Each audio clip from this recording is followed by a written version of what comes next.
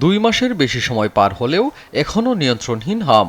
ক্রমেই বেড়ে চলেছে মৃত্যুর মিছিল। 24 ঘন্টায় হাম জটিলতায় মৃতের তালিকায় যুক্ত হয়েছে আরও 11 শিশু। 65 দিনে সারা দেশে এ পর্যন্ত হামের থাবায় মারা যায় 475 জন। এটি মহাখালী ডিএনসিসি হাসপাতাল। ইতালি প্রবাসী আবুল কালাম ভিডিও কলে দেখছেন হাম আক্রান্ত কলিজার টুকরা 10 মাসের সন্তান জান্নাতকে। মা রুমি আক্তার জানান, টিকা নেওয়ার পরও হামে আক্রান্ত হয় আদরের সন্তান। পাশেই 2 মাস 23 দিনের ছোট্ট শিশু রিফানের বিরামহীন শ্বাসকষ্ট। হাসপাতালের বেডে হামের সঙ্গে লড়ছে এই অবুঝ শিশু। এখন ওর খাসিটা একটু বেশি না, ডাক্তার দেখতেছে ঠিক আছে বলছে, সব কিছু রিপোর্ট করছি, এক্সরে করলাম আর রক্ত পরীক্ষা করলাম। পাতলা পায়খানা ছিল, জ্বর ছিল, এরপরে ছিল কাশা ছিল বাচ্চা। এরপরে এটাতে 3 দিন ছিলাম সদরে তুমি দেন এরা তোমরা অন্য দিকে লই যাও।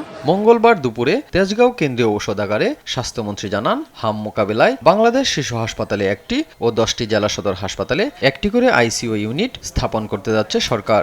10টি জেলা সদরের হাসপাতালে 10টি আইসিইউ ইউনিট ঈদুল আজহার পরের 1 সপ্তাহের ভিতরে আমরা উদ্বোধন করতে যাচ্ছি। সেই আইসিইউগুলি সব ঠিকঠাক, oxygen line, everything is okay.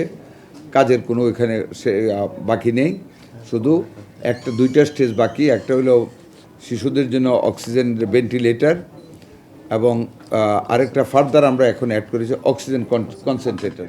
এর আগে সকালে হাম মোকাবিলায় বেসরকারি স্বাস্থ্যসেবা প্রতিষ্ঠানে রোগীদের জন্য আলাদা হাম ওয়ার্ড খোলার নির্দেশনা দিয়ে প্রজ্ঞাপন জারি করে সরকার। এতে আরও বলা হয়, 5% শয্যায় হতদরিদ্র রোগীদের সেবা দিতে হবে বিনামূল্যে।